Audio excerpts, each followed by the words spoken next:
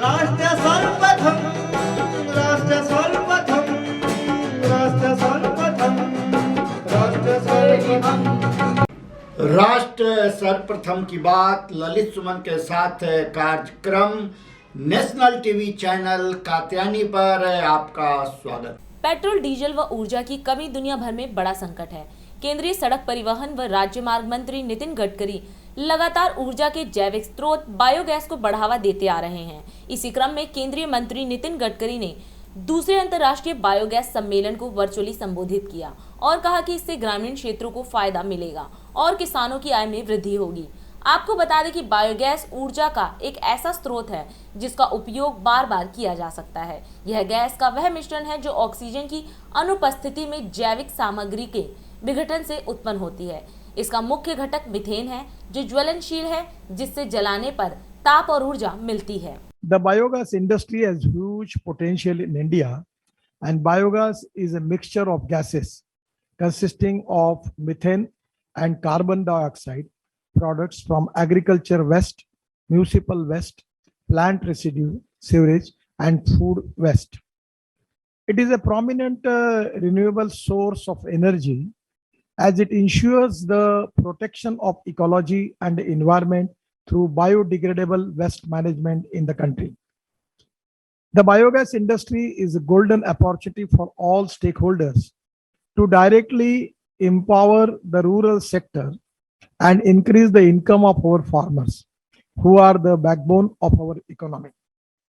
Currently, the biogas potential in the country compromises of production of 62 million metric tons of bio-CNG and 658 metric million tons of organic fertilizer per year.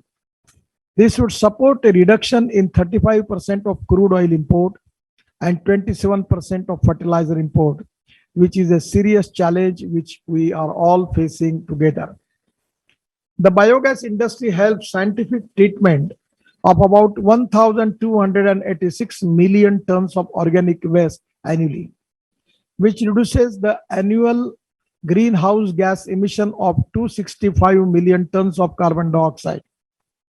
The theme of this webinar would open the door for the application and opportunities in the bioenergy sector through discussion from national and international experts and concerned stakeholders. India is one of the fastest growing economy leading through sustainable and climate neutral development. India is committed to meet the Paris Climate Agreement, where efforts are centered to reduce carbon emission by 33 to 35% by 2030. India emits 1.82 ton of CO2 per capita, which is one third of the world's average. We are spending more than rupees 8 lakh crore on the import of petrol, diesel, and other petroleum products.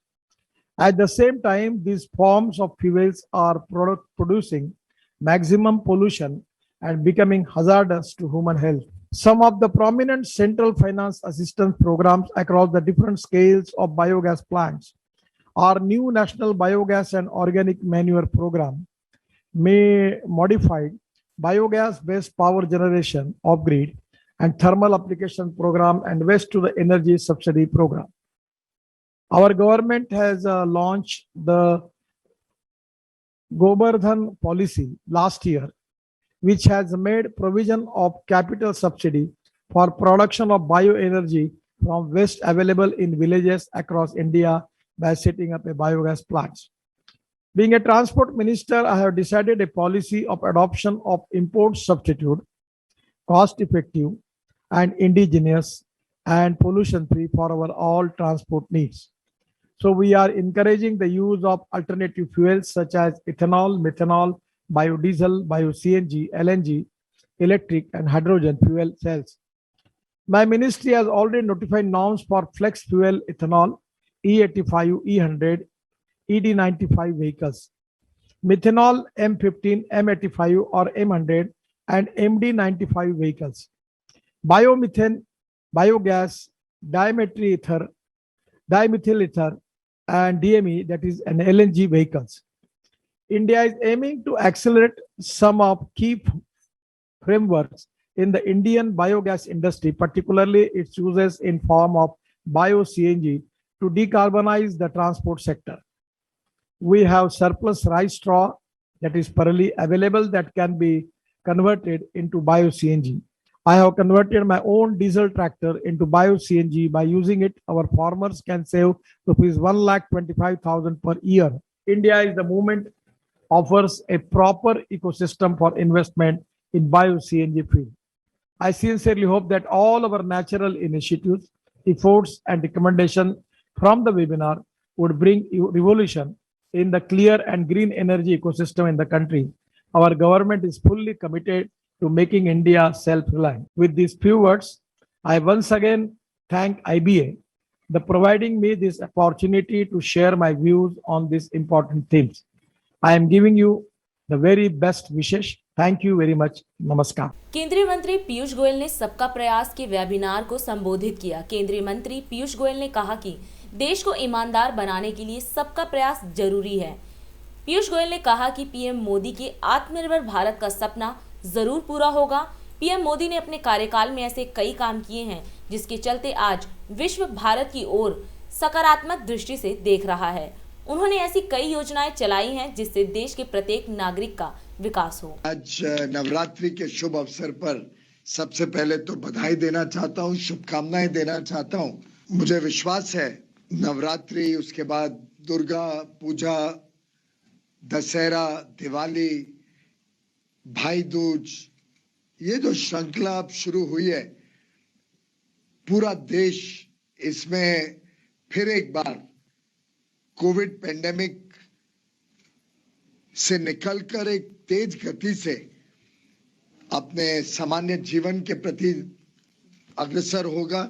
सुशासन के बारे में हम हर school तक, हर college तक, हर एक व्यक्ति तक नीचे विषय अगर लेके जा सके और उनको इसके साथ जोड़ सके तो वास्तव में सबका प्रयास जब जुड़ जाएगा, सब इस प्रयास में लग जाएंगे कि देश को ईमानदार बनाना है। हमने जो भी अभी आगे प्लानिंग करनी है उसमें कौशल विकास को तो सामने रखना ही है।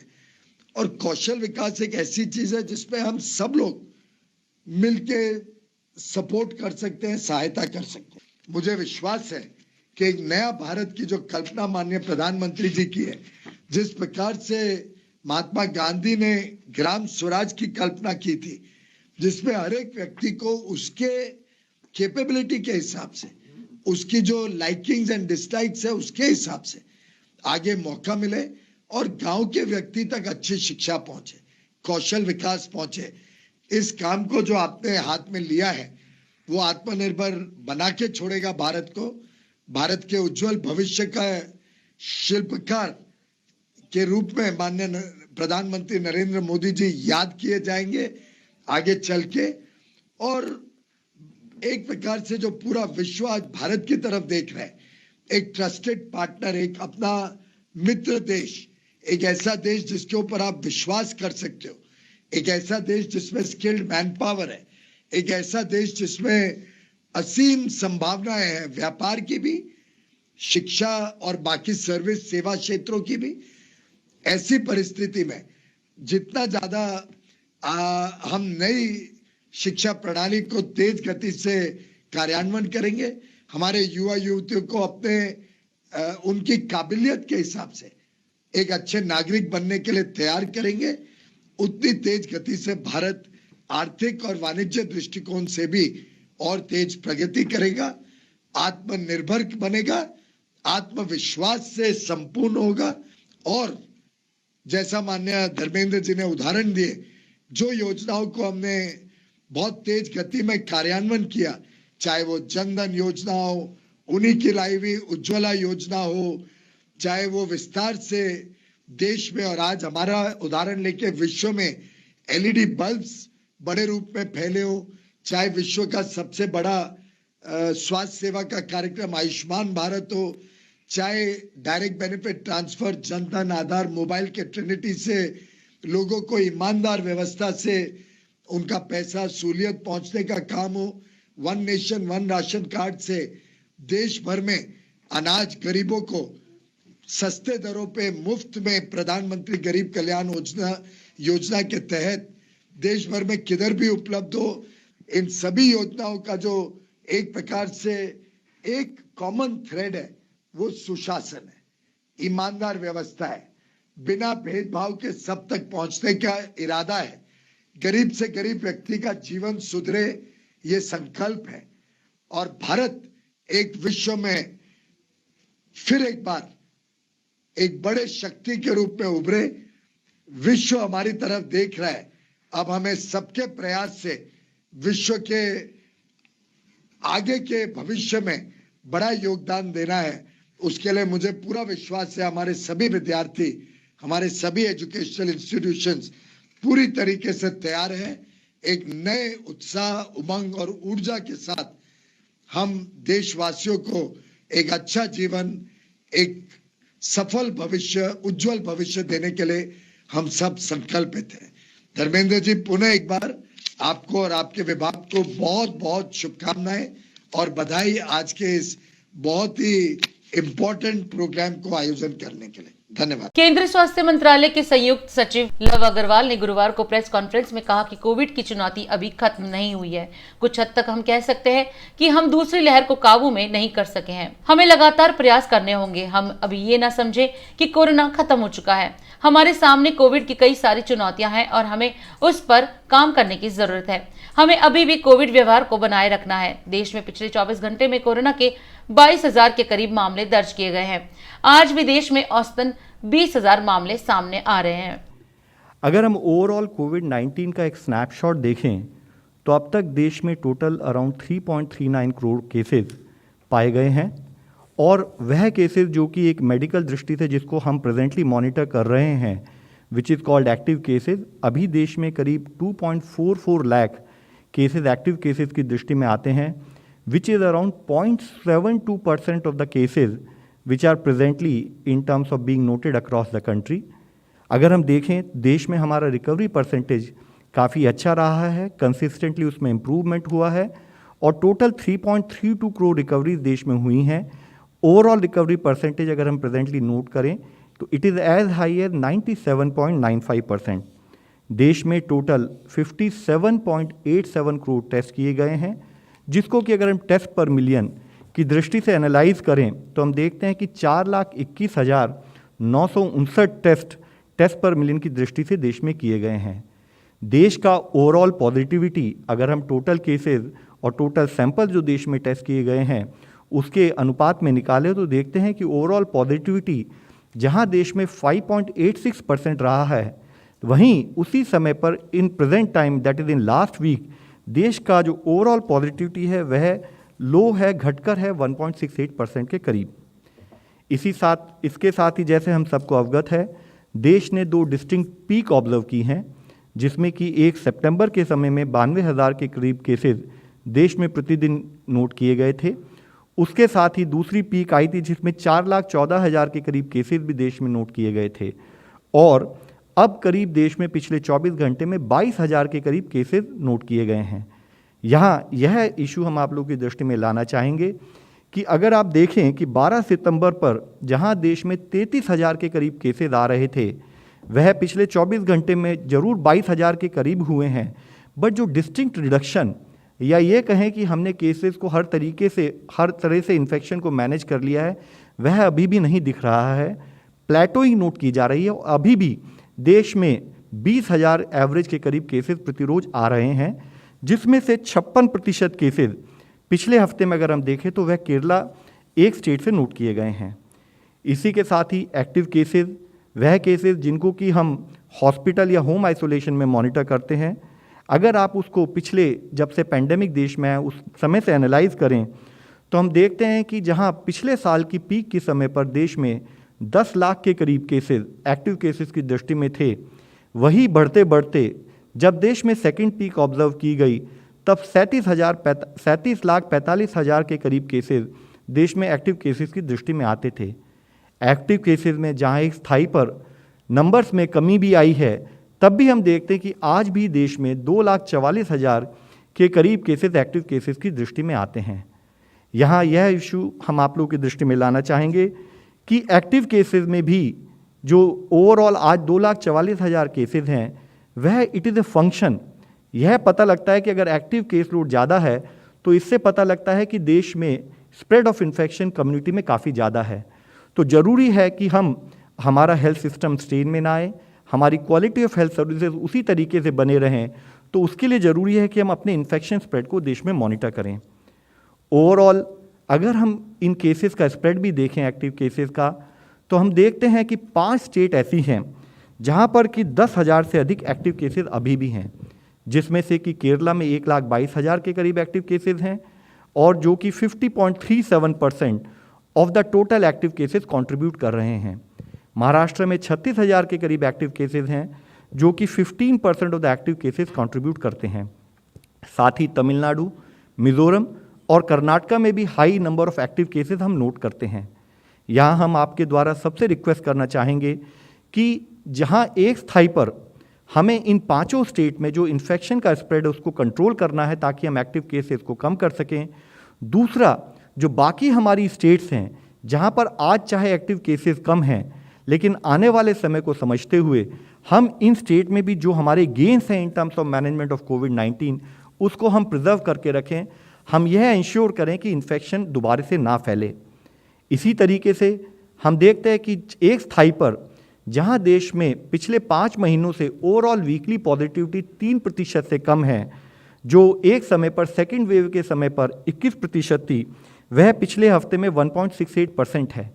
तो एक स्थाई पर हम कुछ संतोष महसूस करते हैं, लेकिन यहाँ इतना ही जरूरी है कि हम यह समझें कि ओवरऑल कंट्री के लेवल पर जो ये कंफर्ट है, अगर हम उसको स्टेट लेवल पर और डिस्ट्रिक्ट लेवल पर एनालाइज करें तो एरियाज ऑफ कंसर्न उभर कर सामने आते हैं। दिन देखिए 8 बजे रात्रि 9 बजे सुबह राष्ट्र सर्वप्रथम की बात ललित सुमन के साथ कात्यायनी टीवी पर।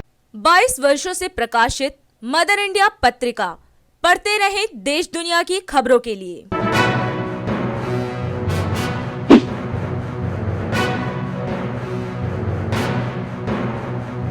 26वें वर्ष में आपके लोकप्रिय समाचार पत्र इंडिया दर्पण का प्रवेश। आप देखते रहे अपने क्षेत्र की खबरें।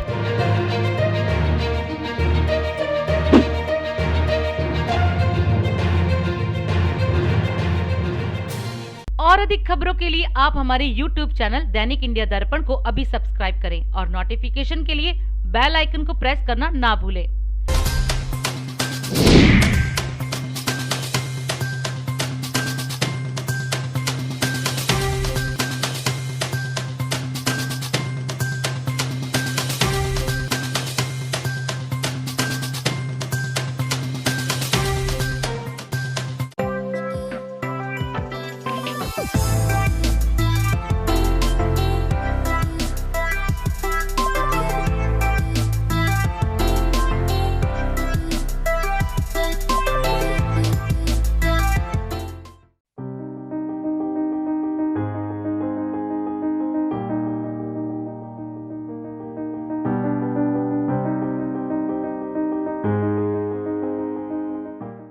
आम आदमी पार्टी प्रवक्ता सौरभ भारद्वाज ने एक बार फिर प्रेस वार्ता कर दिल्ली नगर निगम पर कई सवाल खड़े किए हैं। उन्होंने भाजपा शासित नगर निगम पर आरोप लगाते हुए कहा कि दिल्ली में नगर निगम की लापरवाही के चलते दिल्ली में जगह जगह गंदगी नजर आती है। पिछले 15 साल में नगर निगम ने दिल्ली में साफ सफाई पर खास ध्यान नहीं दिया है। सौरभ भारद्वाज ने कहा कि दिल्ली हाई कोर्ट ने नगर निगम को दिल्ली में सफाई न करने पर फटकार लगाई है। दिल्ली के अंदर आप किसी भी इलाके में निकल जाइए, चाहे पॉश ग्रेटर कैलाश का इलाका हो,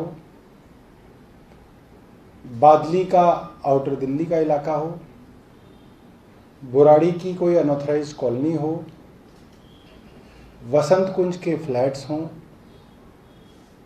कोई भी इलाका आप देख लीजिए, या चांदनी चौक जैसा कोई बाजार हो, या लाजपत नगर जैसी कोई मार्केट हो, कहीं पे भी आप निकल जाइए, किसी भी RWA से बात कीजिए, किसी भी मार्केट एसोसिएशन से बात कीजिए, किसी भी जनता के नुमाइंदे से बात कीजिए। हम लोग पिछले 1 महीने से आपका विधायक आपके द्वार नाम का कार्यक्रम कर रहे हैं। उसमें भी जनता से आमने सामने बात होती है, उनकी परेशानियों के बारे में बात होती है। वहां भी बात करके देखिए। हर दिल्ली वासी की एक परेशानी है कि घर तो साफ सुथरा है, मगर घर से जैसे ही बाहर आप निकलते हैं सड़क पर कूड़ा है, सफाई कर्मचारी झाड़ू नहीं लगाते, एमसीडी के द्वारा सड़कों की सफाई का काम, गलियों की सफाई का काम बहुत बुरे हाल के अंदर है। एक गली में एक दिन झाड़ू लगेगी, फिर कहेंगे अब अगले हफ्ते लगेगी, या नीड बेसिस पे झाड़ू लगाई जाती है कि जहां के लोग जब फोन कर देते हैं कि जी झाड़ू नहीं लगी, तो वहां पे भेज दिया जाता है कि झाड़ू लगा दो, फिर 10 दिन वहां झाड़ू नहीं लगती। कहीं हफ्ते में 1 दिन लगती है, कहीं हफ्ते में 2 दिन झाड़ू लगती है। और अगर झाड़ू लग जाए तो कूड़ा उठाने वाला कोई नहीं आता। कूड़ा उठ के अगर गार्बेज डंप पे पहुंच जाए तो गार्बेज डंप जो हैं वो ओवरफ्लो करते रहते हैं कूड़े से, पशु जो है वहां पे कूड़ा खा रहे होते हैं। तो ये जो बिल्कुल बेसिक समस्या है उसका अभी जो निजात है वो नहीं मिला। 2007 में एमसीडी के अंदर भाजपा चुन के आई, 2012 तक रही, 2012 में चुन के आए 17 तक रहे, 17 में फिर चुन के आए 22 तक हैं। 15 साल हो गए।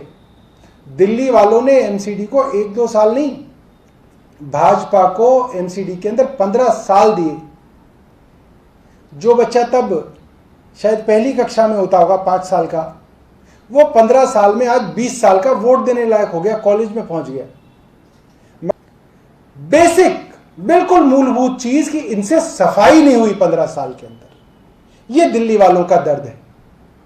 और हद तो तब हो गई जब कल मैं आपको पढ़ के सुनाऊंगा, हाई कोर्ट के डबल बेंच ने, जिसके अंदर जस्टिस विपिन सांघी और जस्टिस जसमीत सिंह हैं, उन्होंने यहां तक कह दिया कि निगम के अंदर जब सफाई का काम ही नहीं होता तो हम इनको तनख्वाह किस चीज की दे रहे हैं।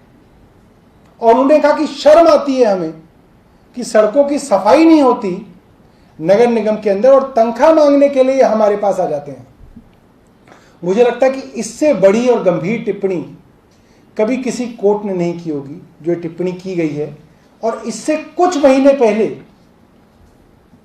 हाई कोर्ट की इसी बेंच ने, जस्टिस विपिन सांघी और जस्टिस जसमीत सिंह की बेंच ने कहा कि ऐसा लगता है साउथ दिल्ली म्युनिसिपल कॉर्पोरेशन सिर्फ तनख्वाहें और पेंशन बांटने के लिए चल रहा है,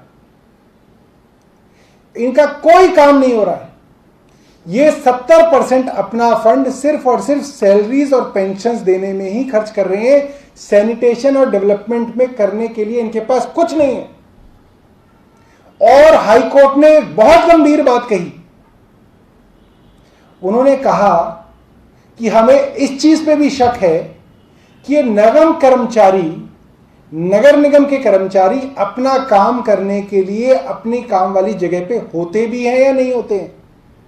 उन्होंने कहा कि 9 बजे से 5 बजे तक, सुबह 9 बजे से शाम के 5 बजे तक जब इनका वर्किंग टाइम होता है, हमें इस चीज का भी नहीं पता कि वो लोग उस वक्त उनकी जहां ड्यूटी है, सफाई कर्मचारी की जहां ड्यूटी है, पार्क में माली की ड्यूटी है, स्कूल के अंदर पियोन की ड्यूटी है।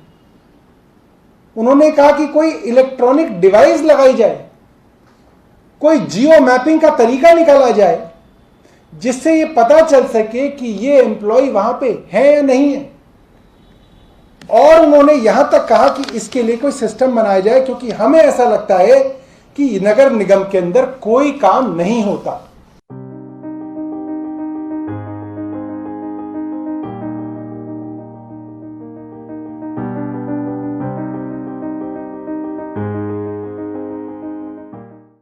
पीएम मोदी के सीएम से पीएम बनने तक 20 वर्ष पूरे होने पर सेवा ही समर्पण अभियान के अंतर्गत भाजपा के प्रदेश कार्यालय में दिव्यांग सम्मान समारोह का आयोजन किया गया। इस कार्यक्रम को प्रदेश अध्यक्ष आदेश गुप्ता ने संबोधित किया। कार्यक्रम में आदेश गुप्ता ने दिव्यांग जनों को उपकरण भी वितरित किए और कहा कि दिव्यांग जनों से जुड़ी समस्याओं को दूर करने और उनके सशक्तिकरण के लिए भाजपा कटिबद्ध है।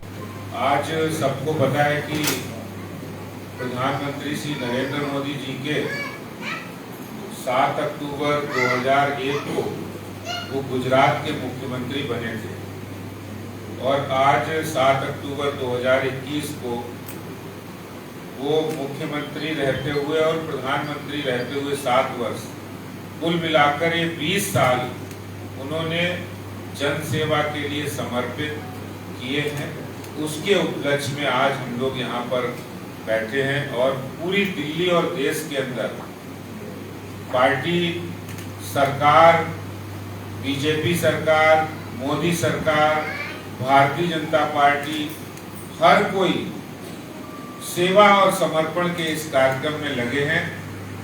मैं आज के इस अवसर पर आपको बधाई देता हूं कि प्रधानमंत्री नरेंद्र मोदी जी के रूप में हमें एक ऐसा देश का सच्चा सपूत मिला जिन्होंने प्रधानमंत्री के रूप में अपने आप को प्रधान सेवक कहा है।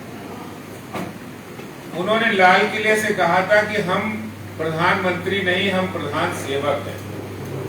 और ऐसा इसलिए उन्होंने भावना व्यक्त की कि कोई भी व्यक्ति, चाहे वो प्रधानमंत्री हो, मुख्यमंत्री हो, एमएलए हो, एमपी हो, पार्षद हो, मेयर हो, हर कोई व्यक्ति का एक ही उद्देश्य होना चाहिए, जो उद्देश्य समाज के जो पिछड़े लोग हैं, समाज के अंदर जिन्होंने स्थान पाना है, जिन्हें मदद करनी है, उनकी सेवा करना, यही एकमात्र उद्देश्य है और यही उद्देश्य भारतीय जनता पार्टी का भी है।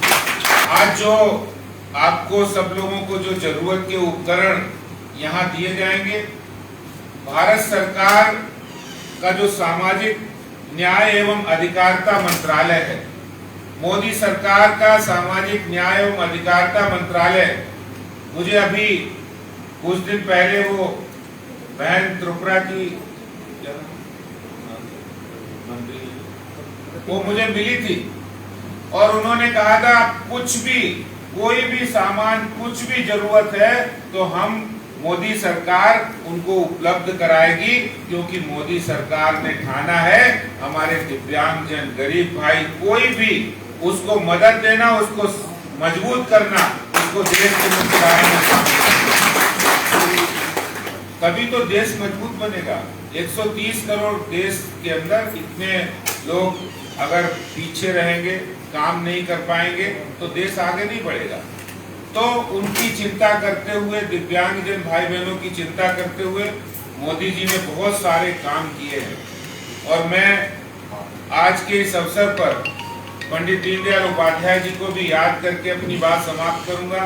पंडित दीनदयाल उपाध्याय जी ने कहा था कि जब तक समाज की आखिरी छोर पर बैठे व्यक्ति को देश की और समाज की मुख्य धारा में शामिल नहीं किया जाता है, तब तक भारतीय जनता पार्टी का सपना अधूरा रहेगा और उसी सपने को पूरा करने का काम भारतीय जनता पार्टी कर रही है।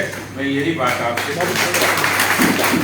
आज के इस अवसर पर जिन 71 भाई बहनों को यहाँ पर दिव्यांगजनों को जो उपकरण दिए जाएंगे, क्योंकि 71 साल मोदी जी के जन्मदिन के 71वां जन्मदिन हम मना रहे हैं, तो इस अवसर पर 71 लोगों को ये उपकरण हम दे रहे हैं और उम्मीद करते हैं आपके कोई भी परिचित हो, कोई जानकार हो, कोई भी आपके जानकार आपसे संपर्क करते हैं, आप यहाँ कार्यालय में सूचना दीजिए, सचदेवा जी को सूचना दीजिए, आपको वो उपकरण वहाँ उपलब्ध होंगे।